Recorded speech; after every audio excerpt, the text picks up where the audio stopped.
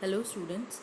In today's lecture, I'll talk about the life and works of Raja Rao. Raja Rao is considered as one of the three founding pillars of Indian writing in English, or they are also known as the major trio. Now, the other two are R.K. Narayan and Mulk Raj Anand.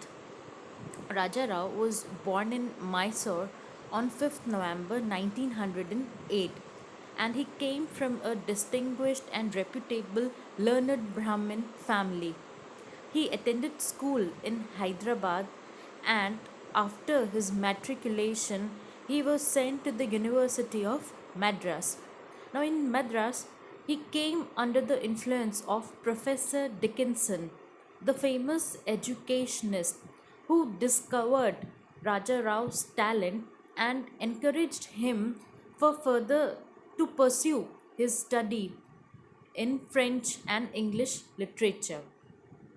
When Rajarao was 20, he went to France as a research scholar of literature and Western mysticism, and there he studied at the University of Montpellier.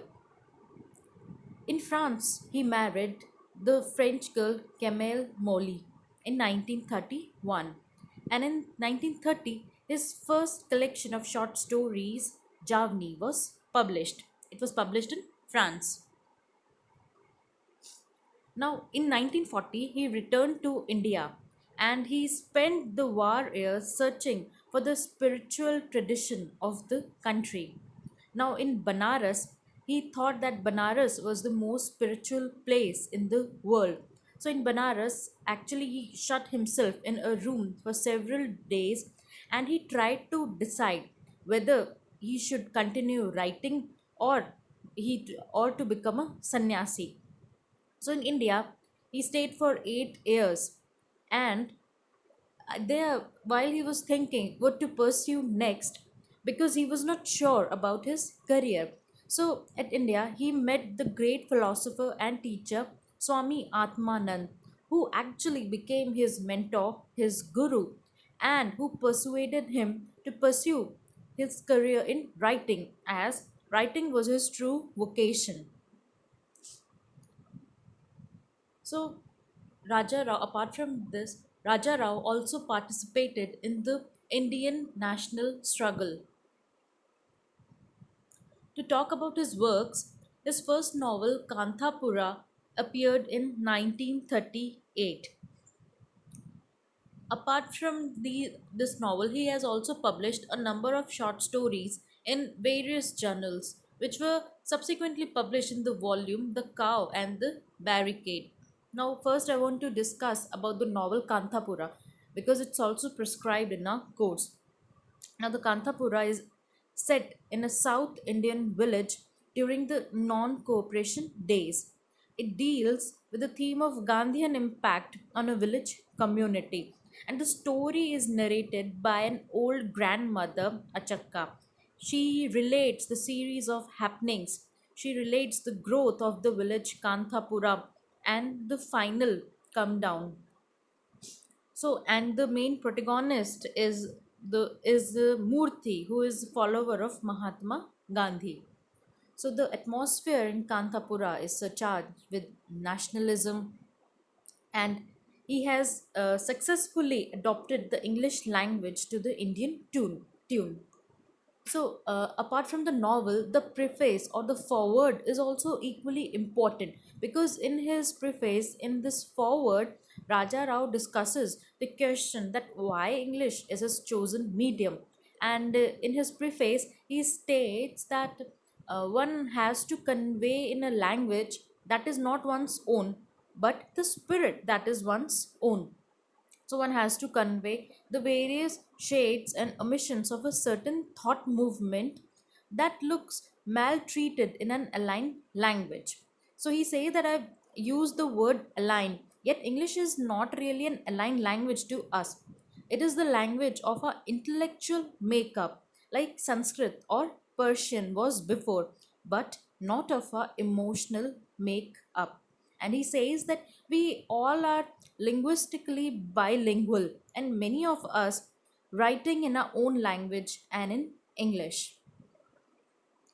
The second novel, The Serpent and the Rope, is the most discussed novel, and for this novel, he was also awarded the prestigious Sahitya Academy Award. Now, the novel also has a touch of autobiographical element.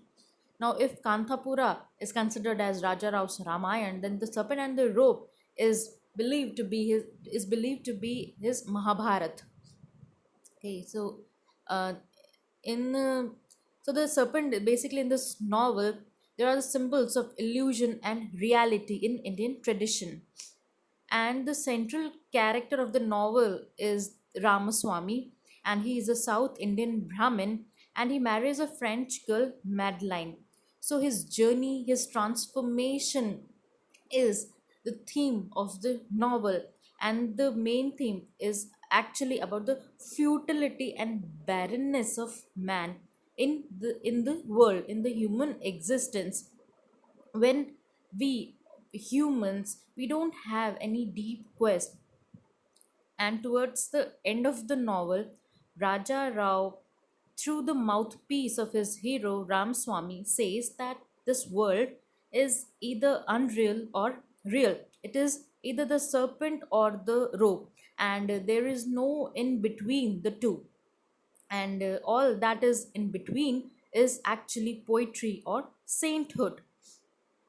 So, for wheresoever you'll go, you see only with the serpent's eyes. Now, in this novel, Raja Rao describes this novel not as a story but as a chronicle of his life. The point of view is that of autobiography because the narrator enters the novel as an I character, and secondly, the narrator is not interested in the events of his life as events but in terms of the meaning hidden in them. Now he also wrote the third novel, The Cat and the Shakespeare, and it deals with a few middle class families of Kerala during the period of the Second World War. I won't discuss the detailed summary, I've just mentioned the names of his novels. And his fourth novel was it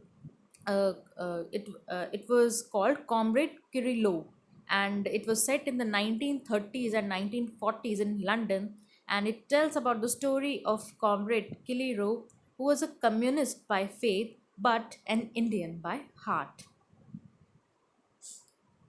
He first visited US in the 1950, and in 1966 he became a professor of philosophy at the University of Texas. He was awarded Padma Bhushan in 1969 and Padma Vibhushan posthumously in 2007. So he died in 2006, and Padma Bhushan he received posthumously. He also won the prestigious Newstead Prize in 1988 and Sahitya Academy for The Serpent and the Rope. So Raja Rao is considered as a writer of philosophical amplitude. He has brought to the Indo Anglian novel an epic vision, symbolic richness, and above all, an essential Indianness of style.